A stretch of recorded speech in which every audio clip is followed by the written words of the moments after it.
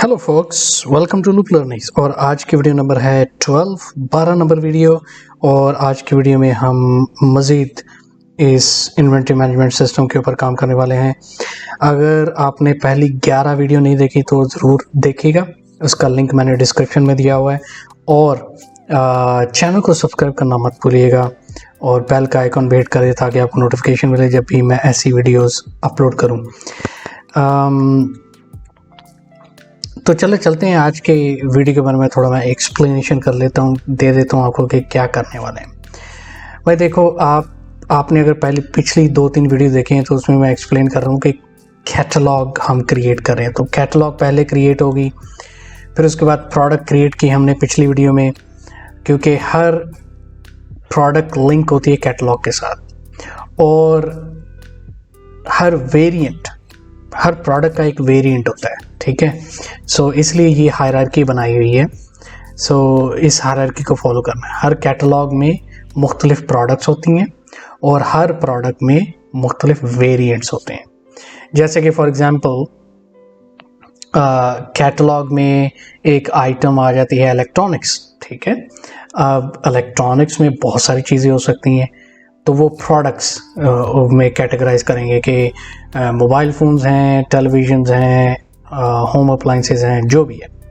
और फिर अगर प्रोडक्ट डिफाइन हो गई है कि ये जी मोबाइल फ़ोन है, स्मार्टफोन है, तो स्मार्टफोन में वेरिएंट, अगर सैमसंग स्मार्टफोन है तो सैमसंग में भी बहुत सारे वेरिएंट्स हैं, एलजी मोबाइल में भी बहुत सारे वेरिएंट्स हैं। होपफुली आप समझ गए होंगे।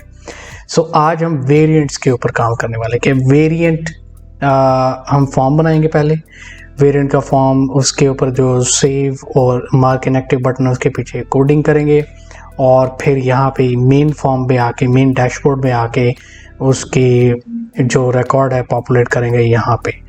तो सेम काम जो हमने पिछली वीडियो में किया था वो इस वीडियो में भी करेंगे, लेकिन थोड़ा सा डिफरेंट होगा क्योंकि हम वेरिएंट क्रिएट कर रहे हैं। तो SKU, स्टॉक कीपिंग यूनिट, भी हमें क्रिएट करना होगा और वो थोड़ा सा इंटरेस्टिंग होगा। तो इसलिए आप ये वीडियो देखते रहें और वो वीडियो के सेंटर में आएगा तकरीबन ऑलमोस्ट।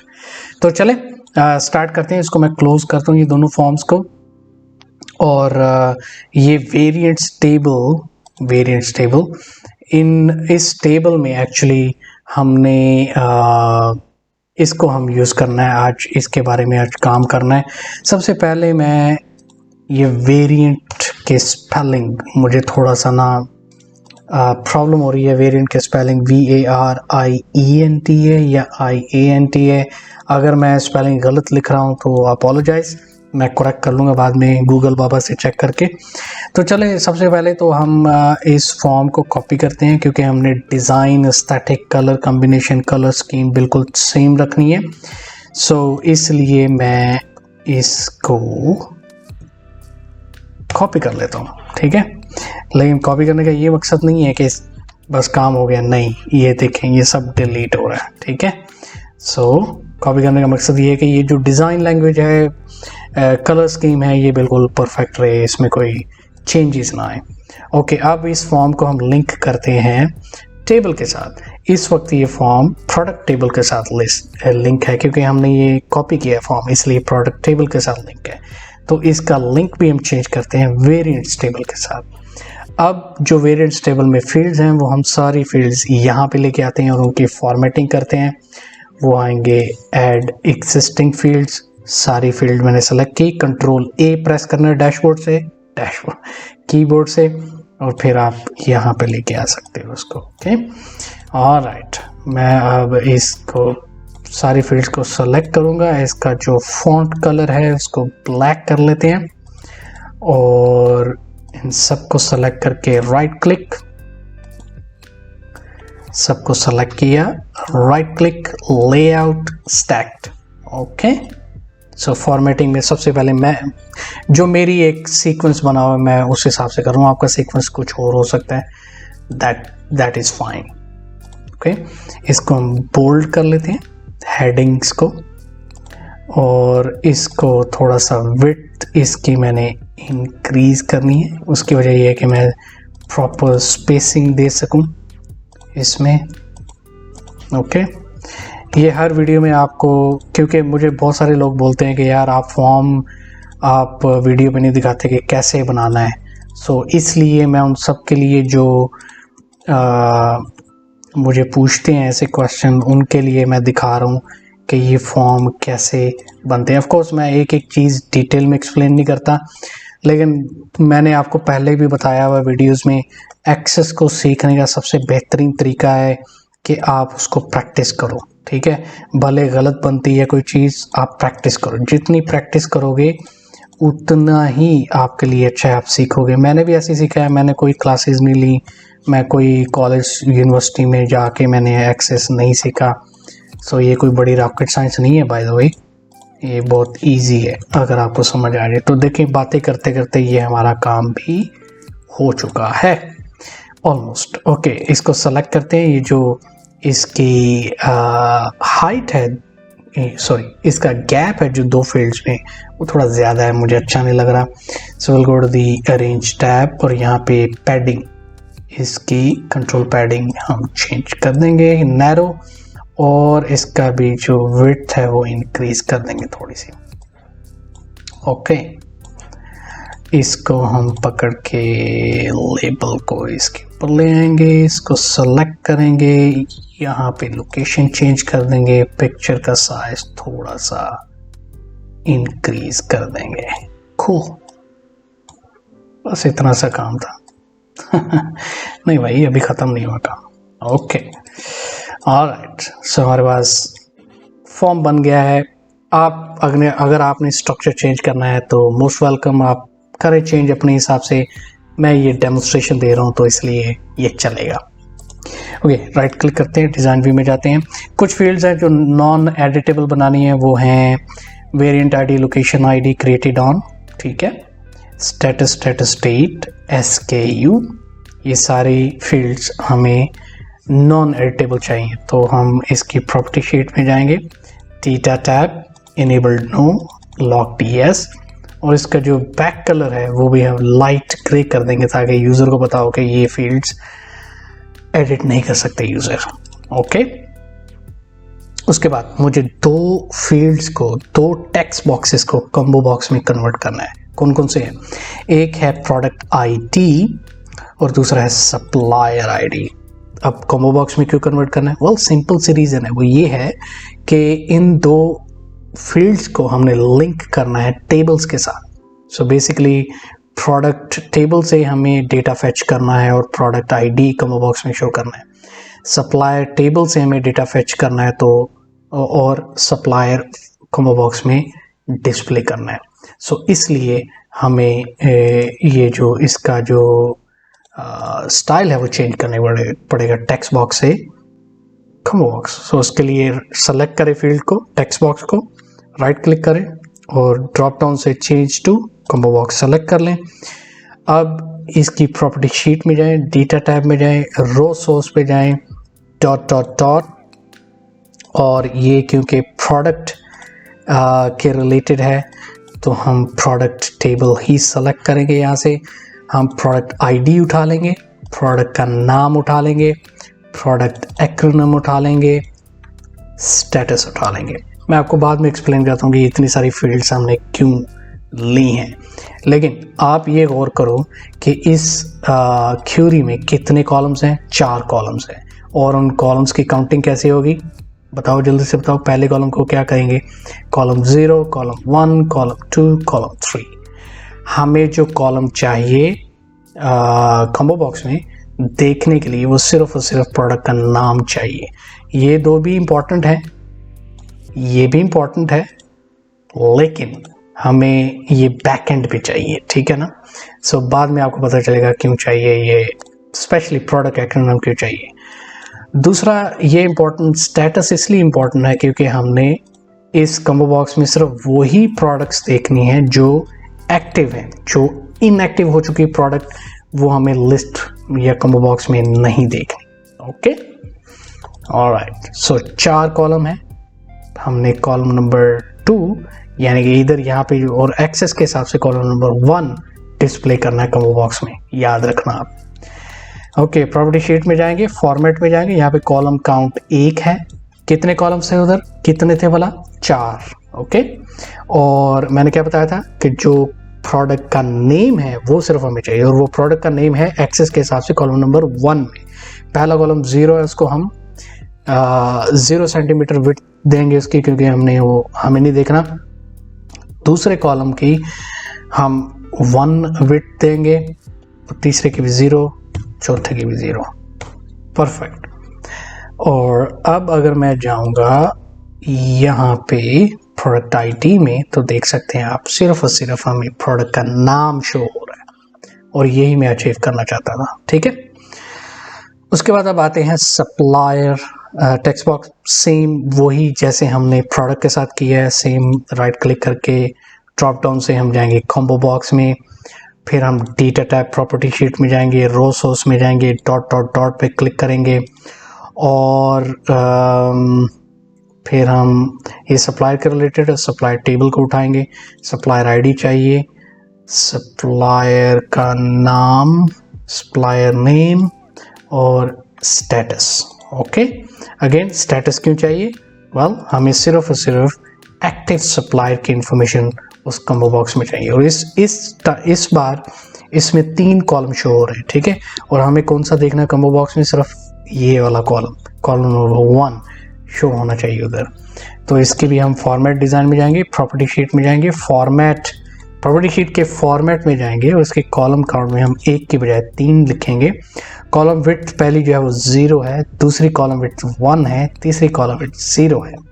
सो अब क्या होगा? सिर्फ और सिर्फ हमें सप्लायर का नेम ही शो होगा। अभी यहाँ पे कुछ भी नहीं आ रहा क्योंकि सप्लायर टेबल बिल्कुल खाली पड़ा हुआ है, इसलिए। ओके। सो अब ये तो होगी जी फॉर्मेटिंग जो भी हमने करना था वो कर लिया। अब हम जाते हैं VBA कोड की तरफ, और VBA कोड करना है हमने ये 2 बटन्स के पीछे, सेव बटन के पीछे, मार्क इनएक्टिव बटन के पीछे। अगर आपने मेरी पहली वीडियोस देखी हैं तो आपको पता है कि सेव बटन का इस्तेमाल किया जाता है कि 2 कामों के लिए। पहला काम कि नया रिकॉर्ड क्रिएट करना है तो सेव बटन पर क्लिक करके हम डेटा सेव करेंगे। दूसरा काम सेव बटन का है कि डेटा अपडेट करना है। फॉर एग्जाम्पल, प्रोडक्ट का कलर, टाइप, साइज चेंज हुआ है तो उसका अपडेट करना है इंफॉर्मेशन, डेटा। सो वो भी सेव बटन के लिए सेव बटन का इस्तेमाल किया जाएगा। लेकिन हमने कुछ लॉजिक्स लगानी। वो लॉजिक्स ये है, सबसे पहले लॉजिक ये है कि अगर तो स्टेटस इनएक्टिव है तो कोई भी अपडेट नहीं होना चाहिए, अगर स्टेटस एक्टिव है तो फिर अपडेट हो जाना चाहिए डेटा। ओके। और उसके बाद हमने ये जो लॉजिक्स हैं कि ये कोई फील्ड खाली नहीं होनी चाहिए, ये भी लगानी। तो चले हम चलते हैं बिना टाइम ज़ाया किए। सेव बटन पे क्लिक करता हूँ, इसकी प्रॉपर्टी शीट में जाके इवेंट टैब पे डॉट डॉट डॉट, उप्स ऑलरेडी कोड है। वेल, क्योंकि हमने कॉपी किया था ना ये फॉर्म, तो इसलिए ये कोड ऑलरेडी मौजूद है। सो मैं इसको डिलीट कर देता हूँ। सिर्फ और सिर्फ हम कोड रखेंगे एरर हैंडलिंग का। ओके। सो चले जी, सबसे पहली लॉजिक लगाते हैं। अगर तो प्रोडक्ट वेरिएंट ऑलरेडी इनएक्टिव है तो फिर कुछ भी नहीं होना चाहिए। तो वो उसका कोड कैसे लगेगा? उसका कोड ऐसे लगेगा, if me dot status dot value is equal to inactive then to cmd dot beep message box, this action cannot be performed as the product variant is already marked inactive. Okay. VB critical or title information. Okay. दूसरी logic ये है कि else if me dot status dot value is equal to active, then do cmd dot save, do cmd dot beep message box the updates to the record selected. A record has successfully been made. Fantastic. Okay, VB information इस बार और information, ठीक है, title. अच्छा जी, अब हमने check करना है कि ये फील्ड्स खाली नहीं होनी चाहिए। प्रोडक्ट आईडी चाहिए, आइटम नेम चाहिए, वेंडर SKU, ऑप्शनल है, टाइप कलर चाहिए, साइज चाहिए, ये सब फील्ड्स चाहिए। सो चलें इसकी भी कोडिंग करते हैं। Else if is null me dot product id dot value is equal to true, then to cmd dot beep message box please provide the product information to proceed further. Simple as that. Comma may be critical, of course, information. Okay so हम status हम focus भी set कर देंगे इसमें। So me dot product ID dot set focus. So ये code 4 line का जो हमने लगाया है वो ये है कि ये चेक करने के लिए खाली है कि नहीं, ये बगर अगर खाली है तो इसको एरर दे दो।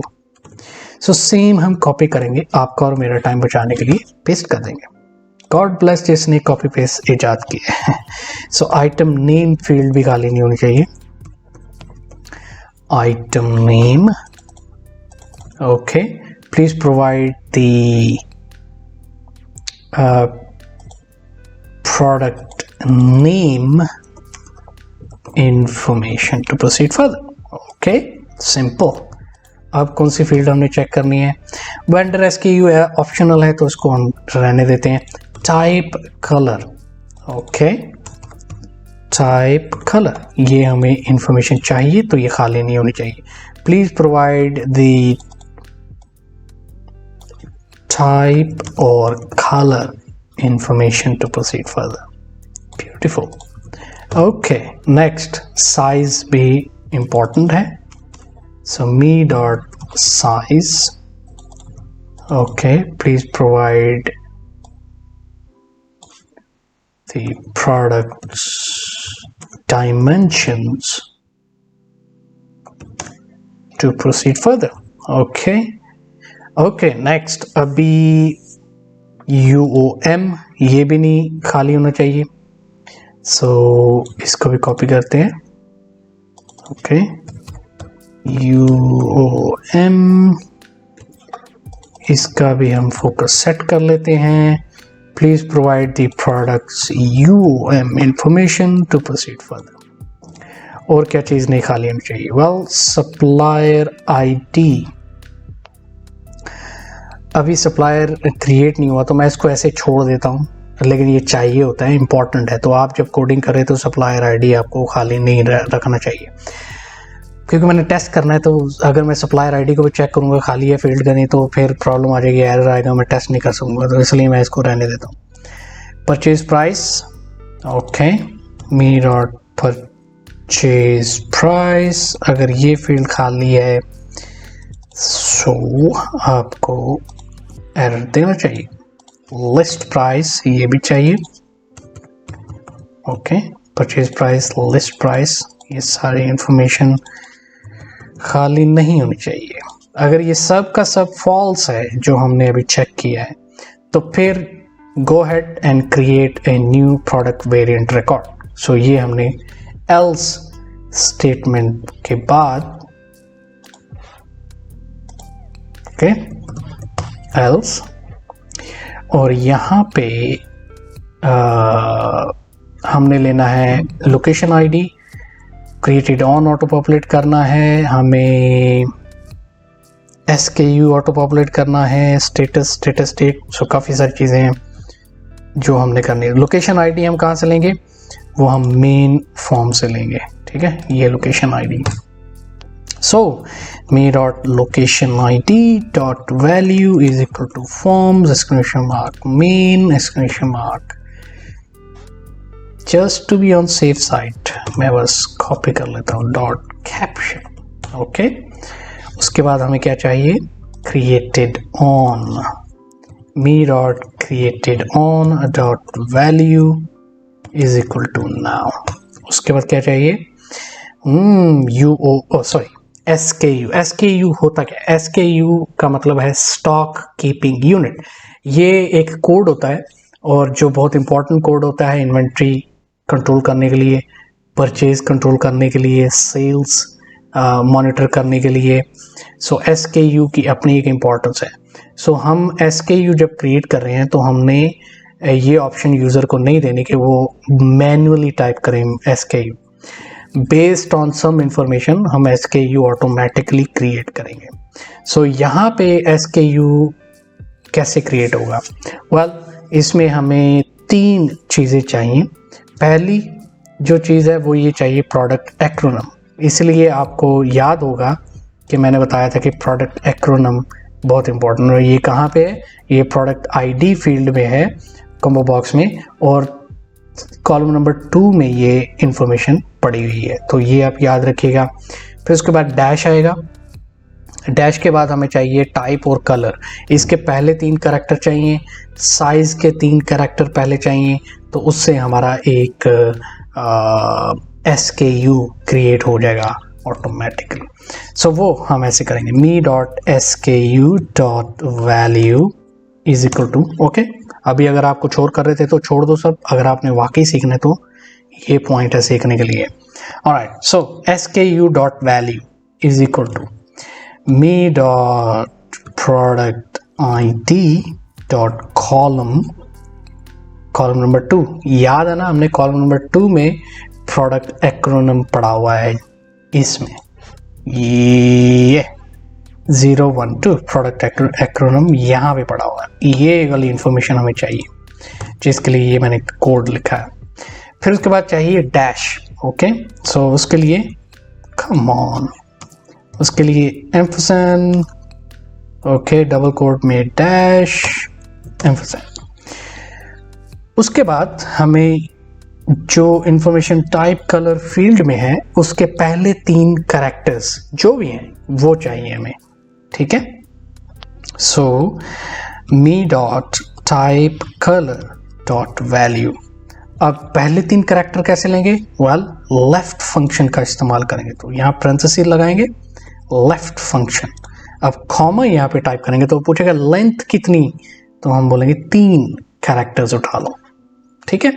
उसके बाद डैश चाहिए, तो उसके लिए फिर एम्फरसेंड, डबल कोटेशन, एम्फरसेंड, और फिर लास्ट में हमें पहले 3 कैरेक्टर साइज इंफॉर्मेशन के चाहिए। सो me.size, सो पहले 3 कैरेक्टर कैसे हमने लेने हैं?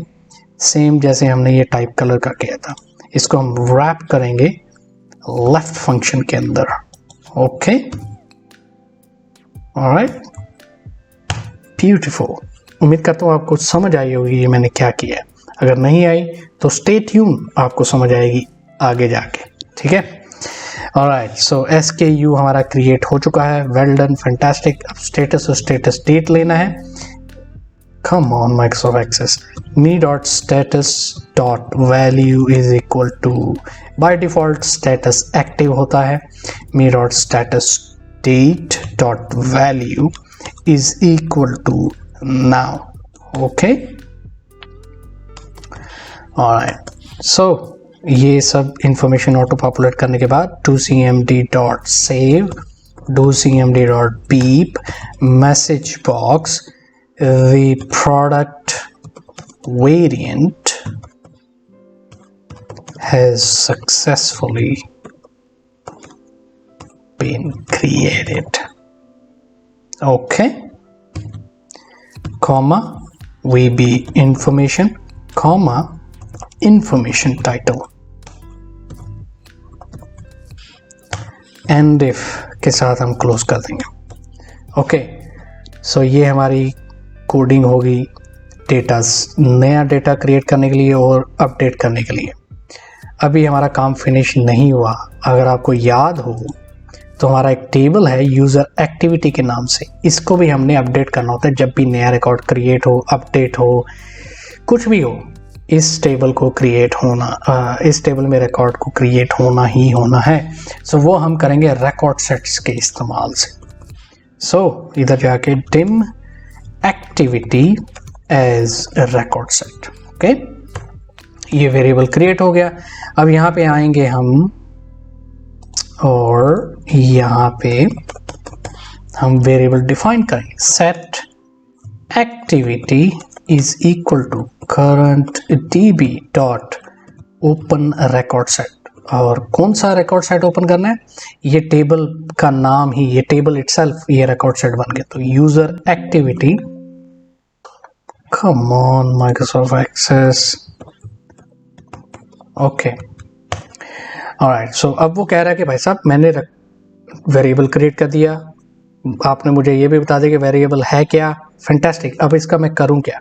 सो हमने ये कहना है कि भाई साहब आप इसके अंदर एक नया रिकॉर्ड क्रिएट कर दो। अब एक्सेस बोल रहा ठीक है मैं कर देता हूँ, अगर आपको रिकॉर्ड ही क्रिएट करना है तो हो जाता है, मसला क्या है इसमें।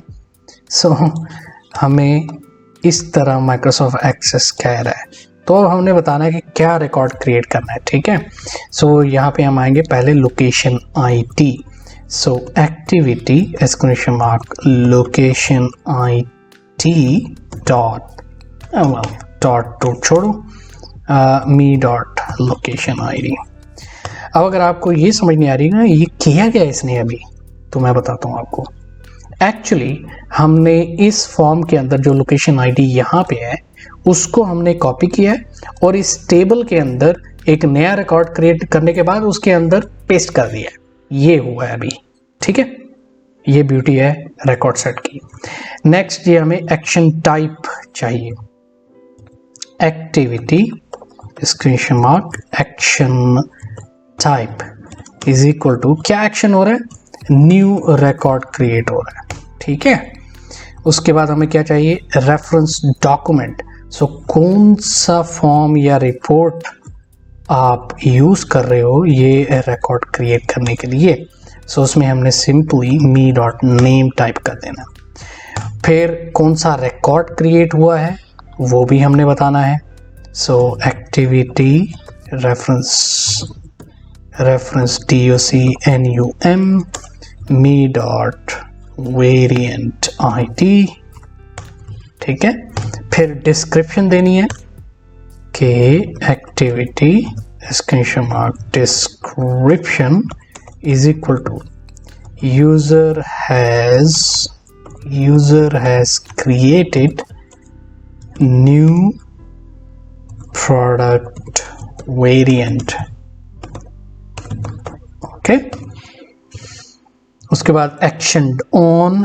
सो activity exclamation mark action on is equal to now. उसके बाद activity exclamation mark action by, किसने ये रिकॉर्ड क्रिएट किया है, तो वो हम इंफॉर्मेशन लेंगे मेन फॉर्म से, यहां से ये LBL नेम, ठीक है। So forms exclamation mark main exclamation mark caption, okay. अब हम उसको कहेंगे एक्सेस को कि भाई साहब अब आप कर दो अपडेट, ठीक है। Alright, done. सो ये हमारा कोड कंप्लीट हुआ, सेव बटन के पीछे। देखा इतना आसान काम नहीं है भाई, लेकिन मज़ेदार काम है, honestly I enjoy it. Okay, अब हम वेरिएंट इस जो मार्क इनएक्टिव बटन है इसके पीछे कोडिंग करेंगे, और इवेंट टैब में जाता हूँ डॉट और यहाँ पे हम कोडिंग करेंगे। सबसे पहले हम चेक करेंगे कि if is null me dot variant ID dot value is equal to true, then to cmd dot beep message box please choose a record to perform this action। जब रिकॉर्डिंग सेलेक्ट किया तो फिर वो क्या करेगा, okay. फिर उसके बाद हमने ये चेक करना है कि अगर स्टेटस इनएक्टिव है तो मैं सिंपली यही कॉपी कर लेता हूँ, ठीक है। अगर ये दोनों फॉल्स हैं तो फिर यूज़र को एक मैसेज बॉक्स शो होना चाहिए यस और नो बटन के साथ कि are you sure you want to mark this as inactive. वो आपने कैसे शो करना है, dim response as integer to cmd.beep response is equal to message box, you are about to mark the selected record as inactive.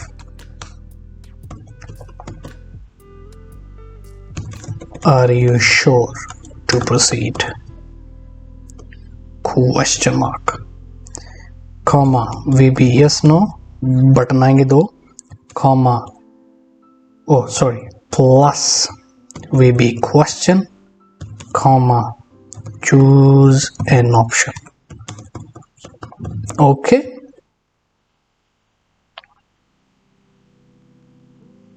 Alright, so if user, अगर user ने yes पे click किया है, if response is equal to VB yes, then to cmd.beep, तो फिर simply me.status.value is equal to inactive. ठीक है, me.status state.value is equal to now, else do nothing.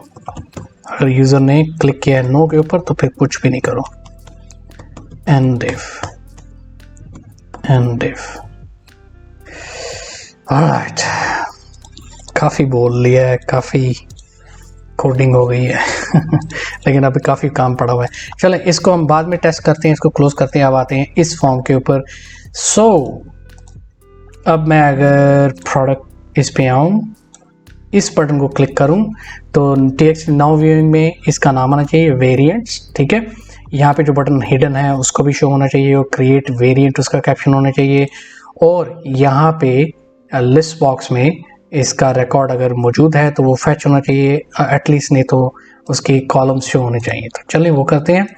Button select किया, डॉट डॉट डॉट, यहाँ पे आएंगे और हम टाइप करेंगे else if me.btn2 dot caption is equal to variants, then, और यहाँ पे हम बीप साउंड देंगे. ओके, फिर उसके बाद me.txt now viewing dot value is equal to variants, नहीं, जो बटन का कैप्शन है वो ही इसका भी इसकी वैल्यू होनी चाहिए. ठीक है, सो बेसिकली इस बटन को क्लिक किया तो जो भी इस बटन का कैप्शन था वो यहाँ पे ऑटोमेटिकली पॉपुलेट हो गया. अब ये जो बटन है इसको विजिबल करना है. सो me.btn create.visible is equal to true, और उसको विजिबल करने के बाद उसका कैप्शन चेंज करना है. ठीक है, dot caption is equal to create variant, ये कैप्शन होना चाहिए. अब ये काम हो गया. अब लिस्ट बॉक्स में अगर तो कोई रिकॉर्ड है तो वो ऑटो पॉपुलेट हो जाना चाहिए, अगर नहीं भी है तो फिर एटलीस्ट उसके कॉलम्स जो है वो शो होने चाहिए. सो वो हम कैसे करेंगे? SQL स्टेटमेंट, सेलेक्ट स्टेटमेंट से me.dynamiclist.rowsource is equal to select. क्या सेलेक्ट करूं? माइक्रोसॉफ्ट एक्सेस हमें पूछ रहा है. सो आप जी सेलेक्ट करो वेरिएंट आईटी, और क्या सेलेक्ट करना है? और आइटम नेम, और क्या करना है? SKU, और क्या करना है? स्टेटस. किधर टाइप हो रहा है भाई? Status. Variant ID, status, list price भी शो कर देते हैं. How about that? Okay,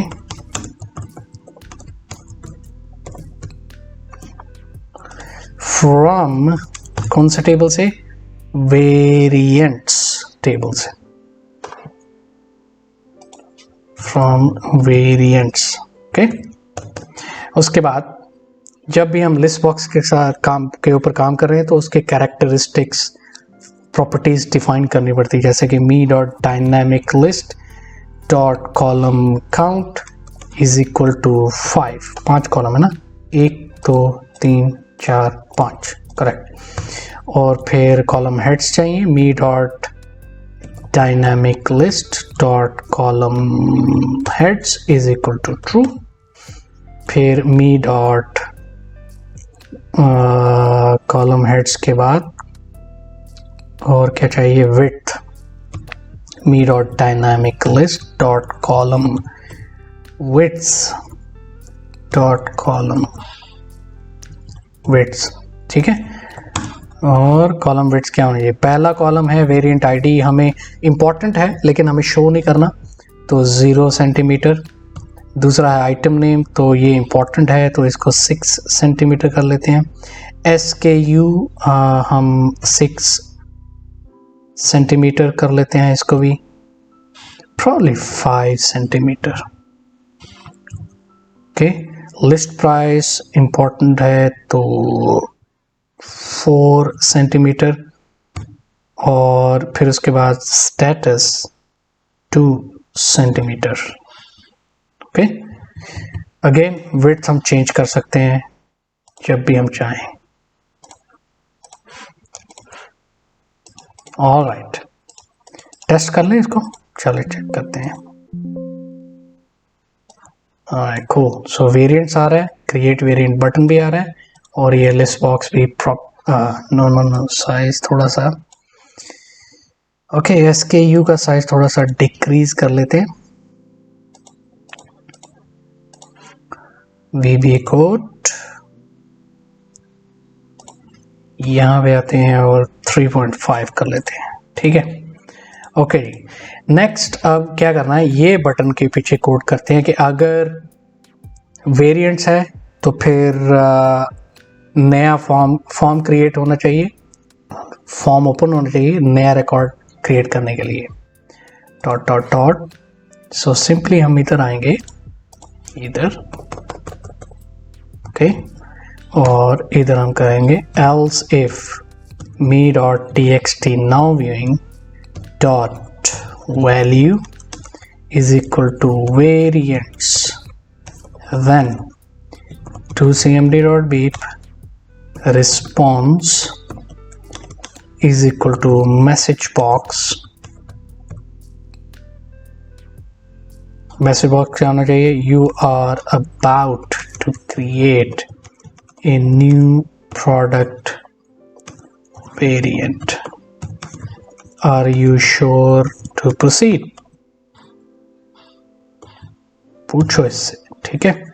VB yes no plus VB questions comma information. If response is equal to VB yes, then फिर क्या होना चाहिए, do cmd dot open form, कौन सा फॉर्म, variants f, होपफुली यही नाम है, variants f, correct, comma comma comma comma add। अगर यूजर करता है नो के ऊपर क्लिक तो फिर कुछ भी नहीं करो,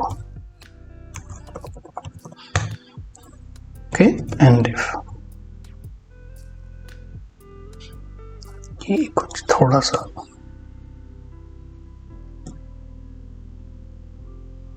ओके, ऑलराइट, कूल। अब लास्ट पीस जो रह गया वो है ये, अगर लिस्ट बॉक्स के ऊपर डबल क्लिक करें और टेक्स्ट नाउ व्यूइंग इसमें वेरिएंट्स शो हो रहा है, तो फिर वो जो रिकॉर्ड सेलेक्ट किया है वो वेरिएंट्स फॉर्म के अंदर शो होना चाहिए। तो चले इसमें भी कोडिंग, इसको मैं सिंपली कॉपी कर लेता हूँ। अगर आपने पहली वीडियोस नहीं देखी तो उसमें मैंने ये पूरा डिटेल में बताया हुआ है। उप्स,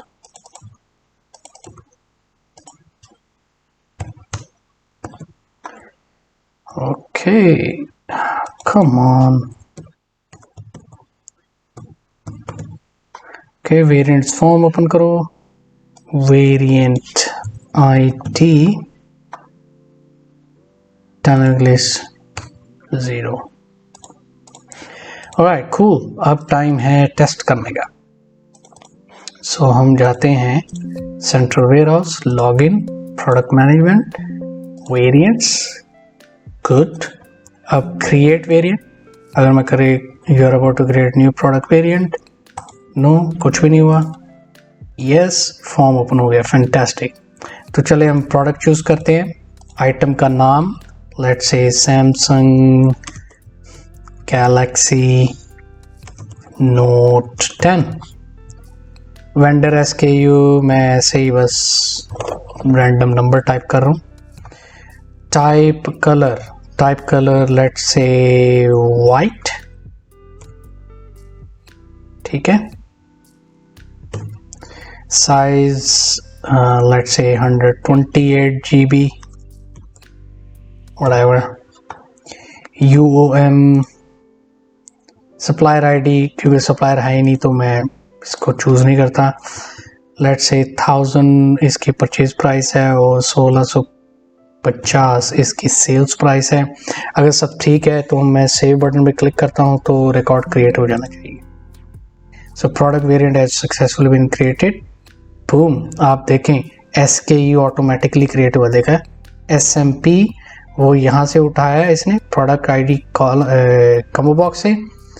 पहले 3 कैरेक्टर्स जो हैं वो टाइप कलर फील्ड से उठाए हैं, पहले 3 कैरेक्टर्स साइज फील्ड से उठाए हैं और इसने हमें SKU क्रिएट करके दे दिया है।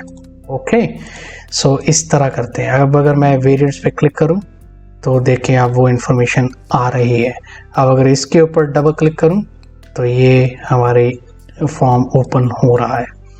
आप देख सकते हैं कि ऐसे आप एक ही मेन फॉर्म को, एक ही बटन को कितने तरीक़ों से आप इस्तेमाल कर सकते हैं और ये सब अचीव हो सकता है माइक्रोसॉफ्ट एक्सेस VBA कोड के हिसाब से। उम्मीद करता हूँ आपने कुछ सीखा होगा। Thank you very much for supporting. अगर अभी तक आपने सब्सक्राइब नहीं किया चैनल को तो ज़रूर करें और बेल का आइकन हिट करें ताकि आपको नोटिफिकेशन मिले जब भी मैं नई वीडियो अपलोड करूँ। बहुत शुक्रिया, मिलते हैं अगली वीडियो में, तब तक अपना ख्याल रखें, बाय बाय।